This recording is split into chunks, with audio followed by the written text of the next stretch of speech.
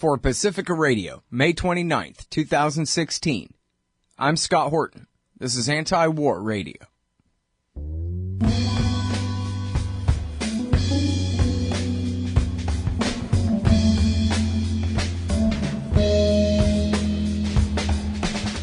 All right, y'all, welcome to the show. It is Anti-War Radio. I'm your host, Scott Horton, here every Sunday morning from 8:30 to 9 on KPFK 90.7 FM in LA. You can find my full interview archive at scotthorton.org.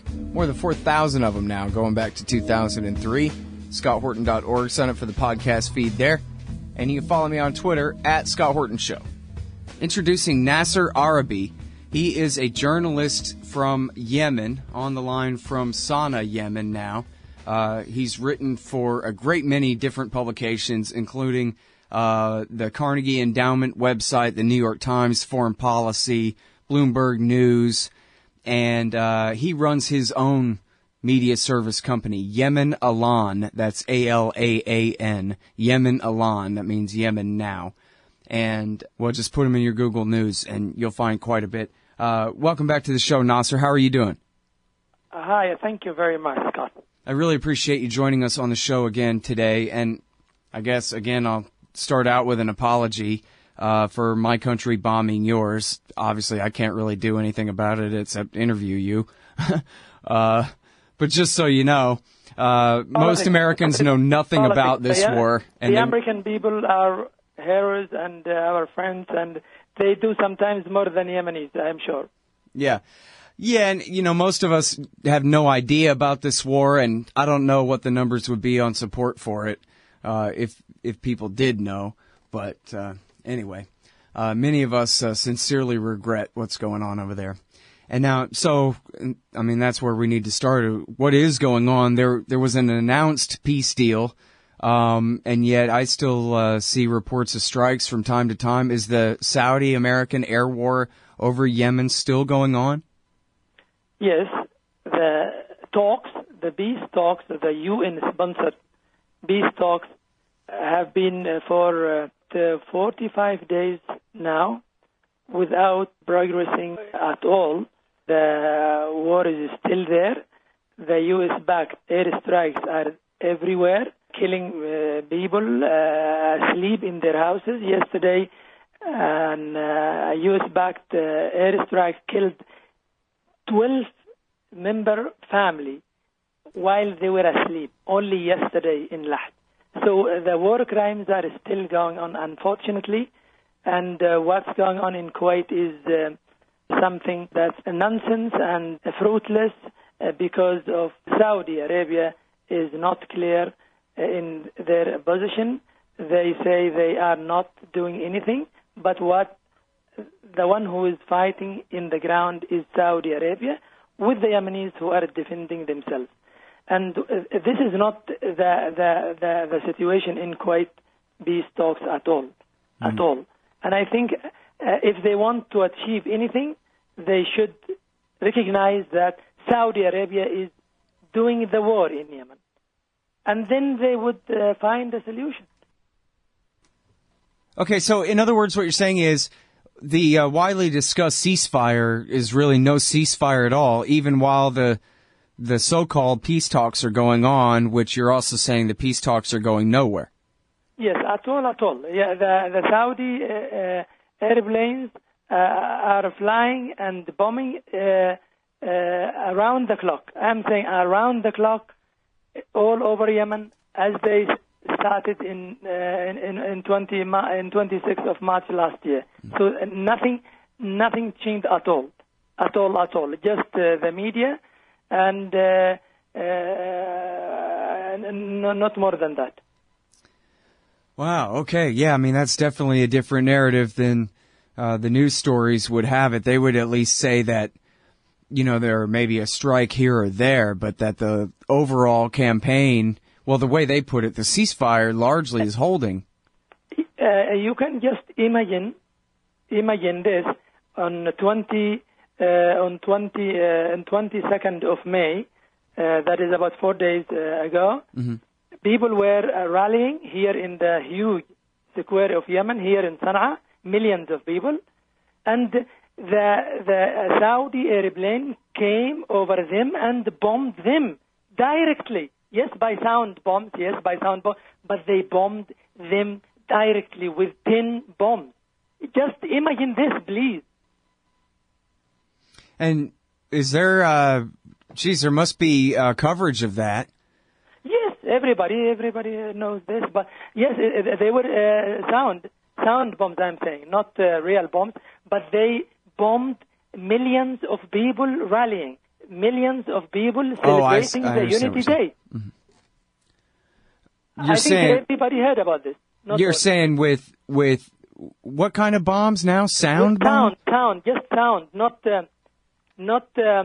real bombs. I mean, sound bombs, just to scare people.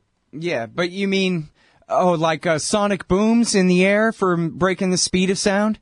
Yes, not real bombs that killed people. No, I see. But sound bombs. Sonic booms. Yes. You mean for breaking the sound barrier? Yeah, exactly. Yeah, breaking the barriers. Yes. I see. Okay. Yeah, I mean that. Okay, that's pretty ugly. You're right. Not quite bombing the place, but yeah, no, I see what you mean. But you're saying that from the declared ceasefire, that there was really no change in the actual bombing campaign? No, at all. The fronts are going on, all the fronts on the ground, and the bombing from the air. So nothing at all changed. Nothing at all changed. Mm-hmm. At all. And now, as far as the Houthis' power, they still hold all the power in the capital city? Yes, of course. Everywhere. They were in their positions, and they are fighting, and then everybody is fighting with them. The army is fighting, and tribesmen are fighting with them everywhere. The only thing that is stopped is only in the borders with Saudi Arabia. This is something relative ceasefire. It is a relative halt. Yes, no clashes, no bombings. Yes, this is the only thing that happened, but not because of the Kuwait talks, but because of another deal, direct deal between Houthi and Saudi Arabia directly, that was held in one of the cities in the south of Saudi Arabia. I see, but that's just the ground conflict at the border, but that has not stopped the airstrikes or the attacks by the Saudi forces in the south of the country? With the borders, everything is stopped in the borders with Saudi Arabia. Oh, okay, and the airstrikes too there. But in the south, the war continues on. Yes, and not because of the talks, not because of the talks. Not because of the UN talks, or not because of the UN declaration of the ceasefire, because of something between Saudi Arabia and Houthi, the real authorities. All right, and now we know that the former dictator, Saleh, that he's now allied with the Houthis, and he brought many of his army divisions still loyal to him. Are there any of the army divisions that have split off and are backed by the Saudis and the so-called Hadi government and are fighting on that side? Or is the whole army on the side of... No single soldier is with Hadi, except no single. All the army that was under Saleh is now under Houthi. All the army, except the army that is in the far east of Hadramaut. That is, of course, neutral. It is not fighting with anyone, but it is not fighting against Saudi Arabia. But at the same time, it is still they are still receiving their salaries from Sana'a until this moment. I'm talking to you. Mm-hmm. All right, and now what about the blockade? Has that been lifted at all? Yes, the blockade is the biggest humanitarian crime that is being committed by Saudi Arabia and those who support them. The blockade is destroying Yemen more than the airstrikes, because it is killing people every day. It is depriving the people from medicines, from the essential things, from fuel, from the essential food, from everything, from the life-saving things and needs. So the blockade is violating the international law and the humanitarian laws and the human rights laws, but Saudi Arabia is imposing the blockade. Blockade is still there. And that hasn't changed at all under the UN deal? At all. For example, only last week, there were two ships laden with fuel for the electricity of Hodeidah, where the temperature is about 40 now, and Saudi Arabia stopped them. Saudi Arabia said it is weapons from Iran. It is Iranian weapons, and they stopped them. This is how Saudi Arabia is killing Yemeni people in front of the world.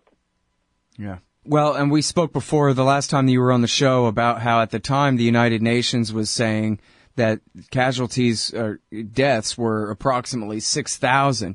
And you said that was vastly undercounting and not just the battlefield deaths or deaths by airstrikes, but the casualties from starvation, malnutrition, and other forms of deprivation under this state of war. Can you elaborate on that?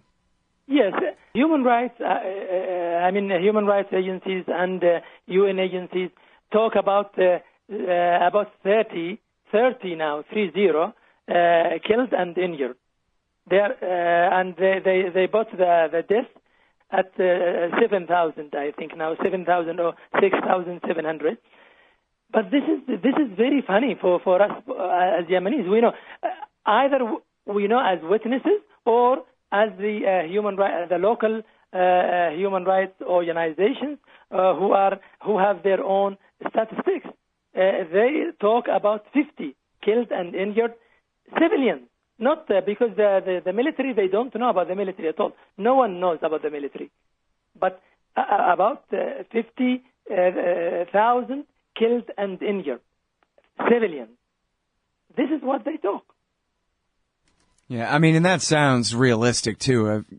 There's no reason I could think of to doubt numbers along those lines, especially since from the very beginning of the war, all of the international aid agencies said. Now it's 15 months, Scott. You can just imagine 15 months killing with the most advanced weapons. The most advanced weapons. Well, in the poorest country in the Middle East, which is highly dependent on food imports, right? I think cluster bombs.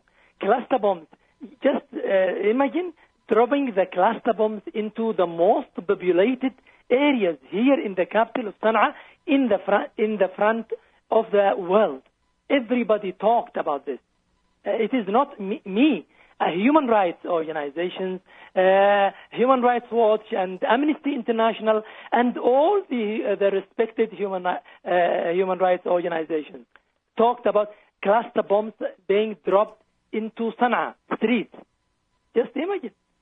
Yeah, absolutely. I mean, it's Human Rights Watch and Amnesty and the rest of them absolutely have talked about that. And of course, we know that you and I know it kind of goes without saying, but we really have to emphasize here that all of these weapons are bought from the United States of America, and that the war that the Saudis are waging here would be absolutely impossible without American coordination and effort, particularly in helping to pick the targets and plot the courses and mid-air refueling and all of this. I mean, to call it a Saudi war, it's true, but let's not let that obscure the fact that this is Barack Obama's war, lock, stock, and barrel. That he could, in other words, he could certainly call it off just with a word.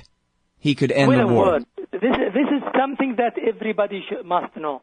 Obama gave them the green light only to placate the Saudis who were angry because of the Iranian deal. But I think placating Saudis must not at the expense of obliterating a whole country, Yemen. This is something. I remember today while he is in Hiroshima, and he was. Something like apologizing, but now he's making a war crimes here in Yemen. Yeah, well, and you guys aren't alone. Join the club of people war crimed by Barack Obama in the last 7 years. I'll tell you what. All right, now, so here's something that we have to talk about that is extremely important here.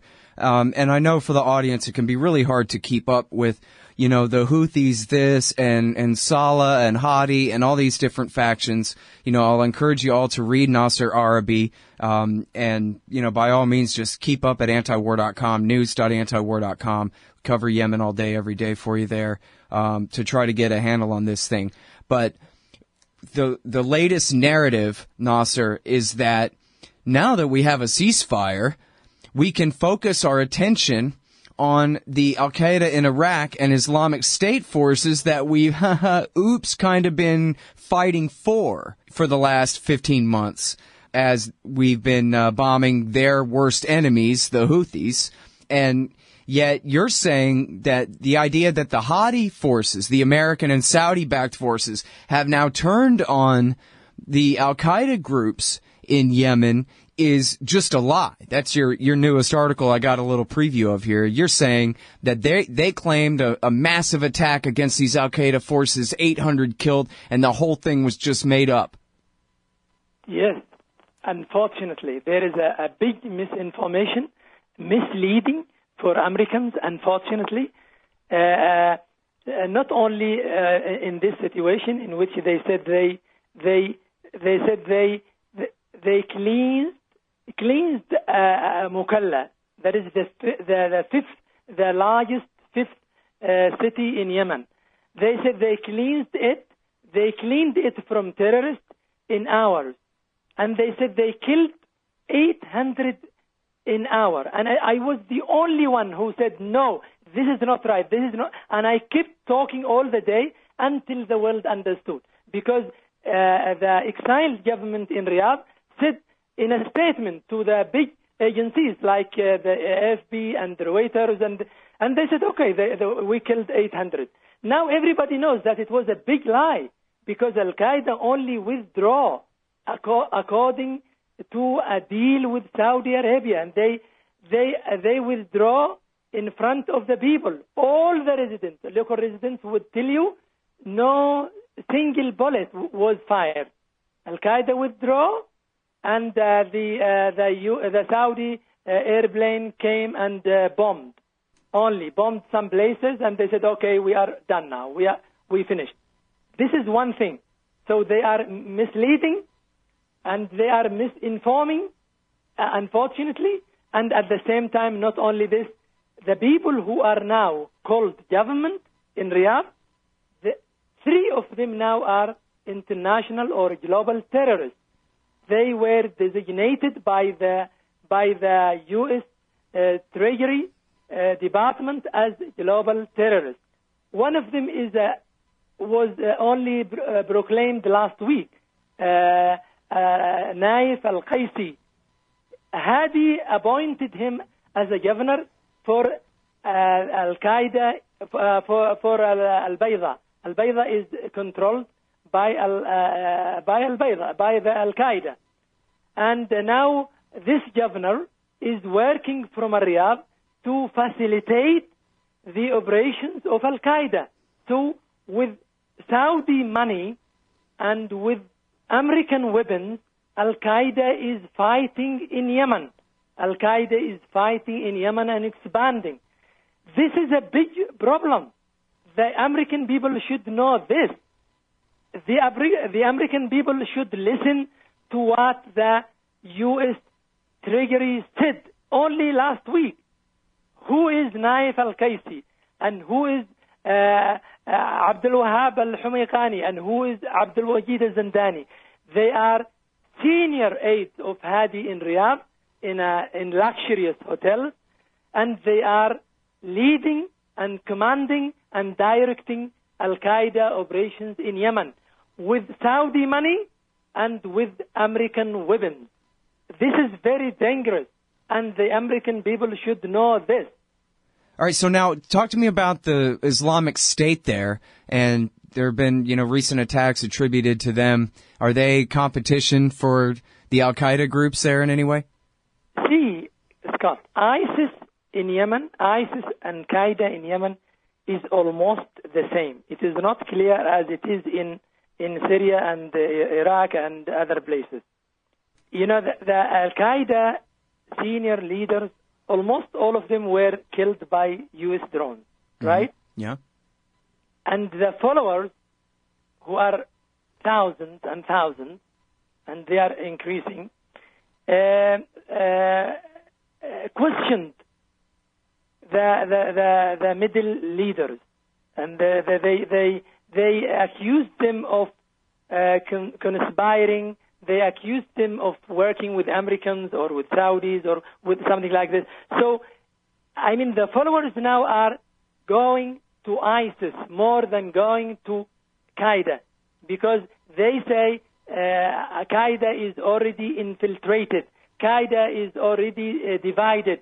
Qaeda is not good for us now.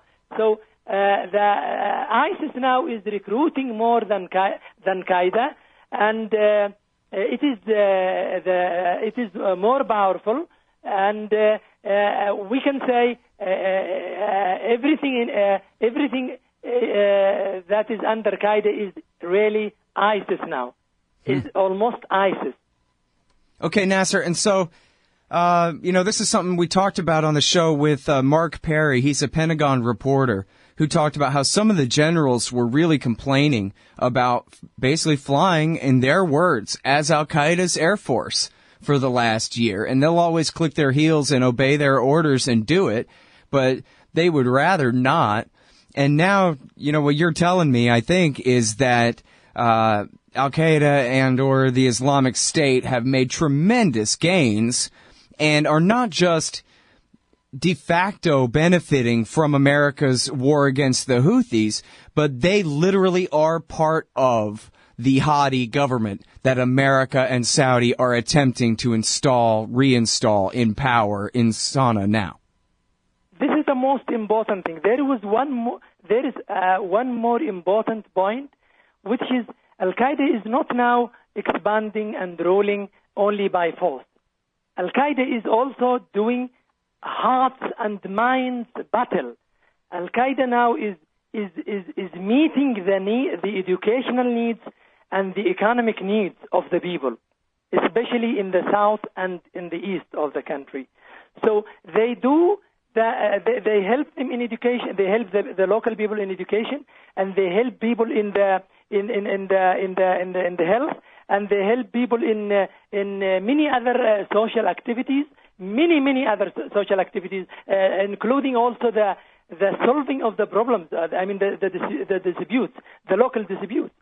This is the most dangerous thing. Also, where the money is coming from for this, the money is coming from Saudi Arabia.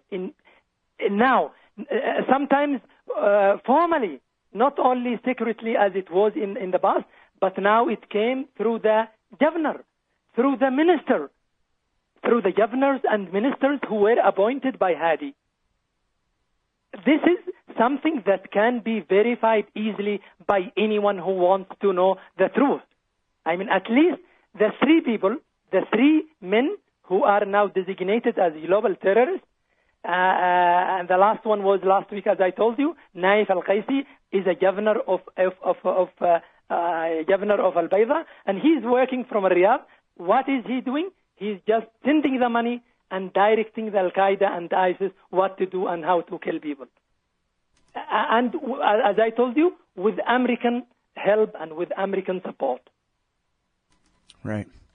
So you've already said that in the talks in Kuwait, the Saudis refused to really even make their position clear. In other words, they're not really negotiating. So do you see any kind of end in sight? To be honest with you and with your audience, the pressure on Saudis and on UN and on the Yemeni conflicting parties is much more than ever before. From the international community, from the 18 ambassadors, so the 18 countries, Gulf countries and U.S. and the European Union, and Japan. So they wanted to finish this, and they know exactly where is the problem. They know, but they can't say like I am saying now. the United States knows, and everybody knows that if Saudi Arabia wants to finish it in minutes, it would finish it in minutes, and everything will be done, right? But Saudi Arabia wants to say that it achieved a victory. Saudi Arabia does not want the world to say that it was defeated in Yemen. So Saudi Arabia wants to say that it is a victorious, that it was not defeated in Yemen. And I think there are people now, a lot of people, wise people, who would say, okay, but let's form a national unity government, and we come back to Yemen and we solve everything. I think now the negotiation in Kuwait, as I told you, they have been for 50 days, 50, about 2 months now, because of this pressure. Although the exiled government, withdraw 4 times now. They suspend 4 times now for very silly justifications. But the international community exercised a big pressure, and they want to finish it. And I think there is a little hope, because the international community started to understand how to deal with Saudi Arabia, how to tell Saudi Arabia, now you are victorious, now you are okay, but please finish it. And I think with this way, they could finish it. And also because of the deal with Houthi and Saudi Arabia and the border, I think this was the biggest concern with Saudi Arabia. But of course, Houthis are the real authorities here, Houthis and their allies, they threaten if Kuwait talks failed, the war would return to borders. The war would return into the cities and villages of Saudi Arabia, not only into Yemen, in Yemen only. So Saudi Arabia, I think now wants only to have a good exit that will make the people or the world understand that Saudi Arabia was not defeated in Yemen. And I think they would tell Saudi Arabia that it was not defeated, but it must stop its war crimes against Yemenis. All right, thank you so much for your time. I really appreciate it, Nasser. All right, y'all, that is Nasser Arrabyee. He is a reporter writing out of Sana'a, Yemen. And check out his own media service company is Yemen Alan. It's yemen-now.com. All right, y'all, and that's Anti-War Radio for this week. Thanks very much for listening. I'm your host, Scott Horton, here every Sunday morning from 8:30 to 9 on KPFK 90.7 FM in LA. Find my full interview archive, more than 4,000 interviews now going back to 2003 at scotthorton.org, and follow me on Twitter at Scott Horton Show. See you next week.